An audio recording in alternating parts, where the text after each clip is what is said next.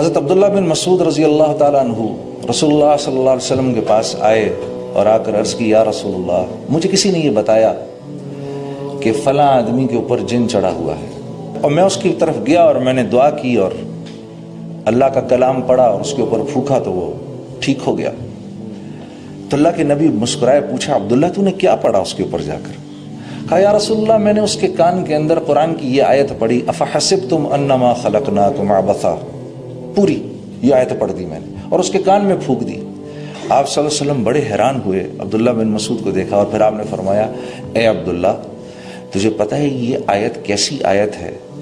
اس رب کی قسم کہ جس نے مجھ کو نبی بنا کر بھیجا ہے، یہ آیت اگر یقین کے ساتھ آدمی پہاڑ پر کھڑا ہو کر پڑھے تو پہاڑ کو اپنی جگہ سے ہلا دے گا۔ اب میں یہ بات پڑھ رہا تھا اب مجھے یہ خیال آیا کہ پچھلے 4-5 سال سے کسی اللہ والے نے، کسی نیک بزرگ نے مجھے یہ کہا تھا کہ بھئی دیکھو دن کے وقت یہ آیت پڑھ لیا کرو، دن کے شروع میں یہ آیت پڑھ لیا کرو، اللہ رب العزت تمہارے سارے دن کے کاموں کے لیے کافی ہو جائیں گے، تمہاری دعائیں قبول ہوں گی۔ تو مجھے یہ خیال آیا کہ یہ 3-4 سالوں سے تو میں اس آیت کو پڑھ رہا ہوں لیکن میں نے کوئی اس کا افیکٹ نہیں دیکھا، نہ اپنی ذات پر دیکھا نہ کسی اور پر دیکھا۔ تو مجھے وہ خیال آیا بات یہ ہے کہ عمل تو عبداللہ بن مسعود نے بھی وہی کیا جو میں کر رہا ہوں، انہوں نے تو ایک ہی دفعہ کیا، میں تو 3-4 سال سے کر رہا ہوں۔ فرق یہ ہے کہ ان کے پاس وہ ایمان کی جو مایا ہے وہ ایسی ہے کہ یہ جو آیتوں کے بول ان کی زبان سے نکلتے ہیں تو وہ جو ڈیزائرڈ افیکٹس ہم چاہتے ہیں نا، وہ ڈیزائرڈ افیکٹ جو ہیں وہ ڈیزائرڈ افیکٹ ہو جاتے ہیں، اور میں پڑھ پڑھ کے رہ جاتا ہوں۔ ابھی ہم حج پر تھے، بڑے فخر سے انہوں نے بتایا کہ بھئی اس سال تو 45 لاکھ آدمی نے حج کیا۔ اب 45 لاکھ لوگوں نے، الحمدللہ کتنی بڑی بات ہے، امت مسلمہ میں سے 45 لاکھ لوگوں نے حج کیا۔ لاہور کی آبادی 45 لاکھ کی ہے، تو مکہ اتنا چھوٹا سا شہر ہے اور 45 لاکھ بندہ مکے میں، اللہ نے ان کے وہاں پر کھانے کا بھی انتظام اور پینے کا بھی انتظام، نہانے دھونے کا بھی انتظام، پانی کیسے خرچ ہوتا ہوگا، ادھر دوسری ایمنسٹیز جو ہیں ان کی اویلیبلٹی، وہ کیسے اللہ نے ایک نظام چلایا۔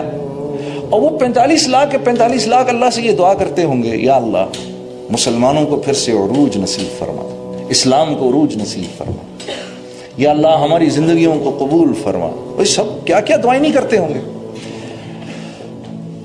اور ہم کیسی امیدیں لگا کے رکھتے ہیں ان حاجیوں سے۔ یقیناً اللہ کے ہاں یہ دعائیں تو قبول ہوتی ہوں گی لیکن وہ ڈیزائرڈ افیکٹس نہیں ہو رہے جو 1.25 لاکھ صحابہ کے حج سے ہو گئے۔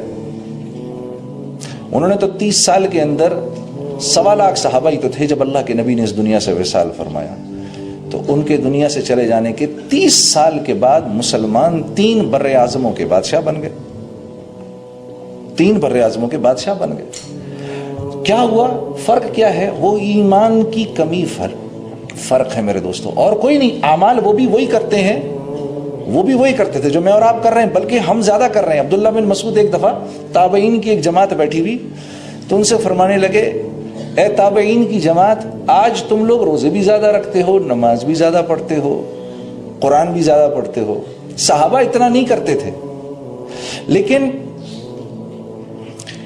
اللہ کے ہاں وہ بڑے مقبول لوگ تھے۔ فرق کیا ہے؟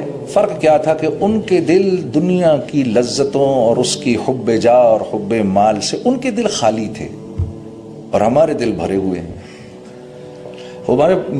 میرا دوست ہے سعید انور، کرکٹ پلیئر جو ہے ہمارا، میں اور وہ جماعت میں ایک ساتھ سفر کرتے ہیں، تو وہ ایک بات اکثر کہتا ہے اور بڑی اچھی بات وہ کہتا ہے۔ وہ یہ کہتا ہے دیکھو ایک کنواں ہے نا جس میں پانی ہے، ٹھیک ہے، اس کنویں سے سب نفع اٹھا رہے ہیں، اگر اس کنویں کے اندر ایک مرا ہوا کتا گر جائے آ کر، ایک مرا ہوا کتا ہی تو ہے، اتنا بڑا کنواں ہے وہی، اتنا پانی بھرا ہوا، ایک مرا ہوا کتا ہی ہے، اب مجھے بتاؤ ہم میں سے کیا کوئی بھی اس کنویں سے کوئی نفع اٹھا سکتا ہے؟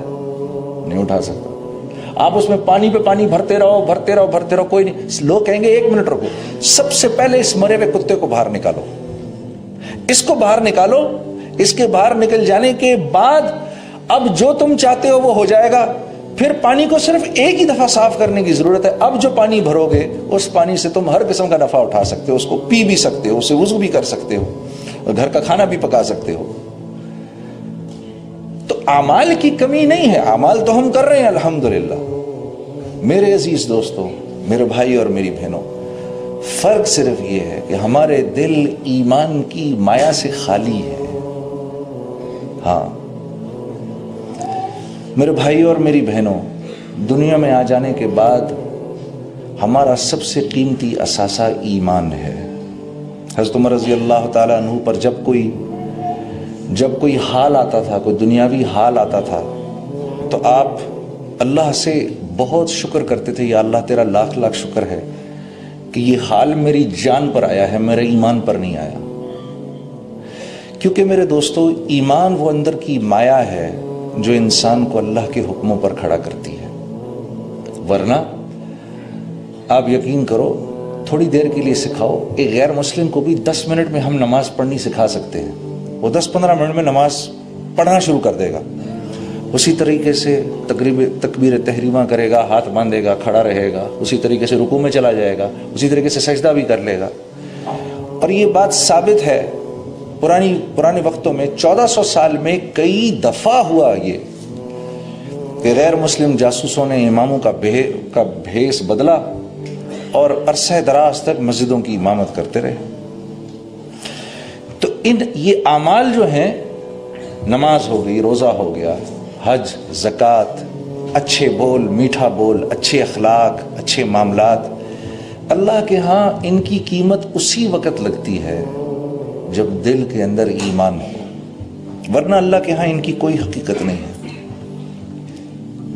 تو میرا آپ کا سب سے قیمتی اثاثہ ایمان ہے۔ ابھی کچھ دن پہلے میں ایک چیز پڑھ رہا تھا کہ اچھا، میری ایک گزارش ہے بھائی، جتنی دیر میں بات کروں بھائی، کوئی تکبیر اور نعرے نہیں لگانے یہاں پر، ہاں ذرا تھوڑی دیر آپ کی مجھے توجہ کی ضرورت ہے، کیونکہ میں دنیا کے اس وقت اتنے سارے کام چھوڑ کے آپ کے پاس آیا ہوں کہ میں آپ کو بتا نہیں سکتا۔ اور میں کیونکہ یہاں پر آنے کی ضرورت سمجھتا تھا، اس لیے بڑی ضروری اپوائنٹمنٹس میں نے کینسل کی ہوں، پھر میں یہاں آیا ہوں۔ اور یہ میں آپ کو اس لیے، میں کوئی بڑی بات نہیں کر رہا، یہ میں آپ کو اس لیے بھی بتا رہا ہوں کیونکہ میں یہ اپنی ذمہ داری سمجھتا ہوں کہ آپ سب حضرات جو ہیں یہ اس ملک کے کل کے معمار ہیں، اور نہ صرف یہ کہ پاکستان بلکہ پوری امت مسلمہ کی باغ ڈور کل آپ کے ہاتھ میں ہونی ہے۔ اور میری دل و جان سے آپ کے لیے دعا ہے کہ اللہ رب العزت آپ لوگوں سے اپنے دین کا کام لے، کیونکہ جس کے لیے اللہ نے یہ فیصلہ کر لیا کہ میں نے اس سے کام لینا ہے، یقین کرو میرے دوستو، آپ ذرہ کریں گے اور اللہ آپ سے ایسے کام لے گا، آپ ایک قطرہ کام کریں گے، اللہ آپ سے کام ایسے لے گا جیسے سمندر سے لیتا ہے۔ وہ اس کی اپنی مرضی پر ہے، آپ میں سے کس کو چن لے، ٹھیک ہے؟ یوں اگر ہم زور لگائیں تو کسی کو 2 رکعت نماز بھی نہیں پڑھا سکتے، ہاں، لیکن اگر اپنی زندگی کو ٹھیک کرنے کا فیصلہ کر لیں تو پھر اللہ کی طرف سے آسمانوں پر چناؤ ہوتا ہے کہ اس نے اپنے آپ کو ٹھیک کرنے کا ارادہ کر لیا، اس لیے اب ہم اس کی ذات کو، اس کی زندگی کو اوروں کی ہدایت کا ذریعہ بنائیں گے۔ یہ ہے سارا معاملہ۔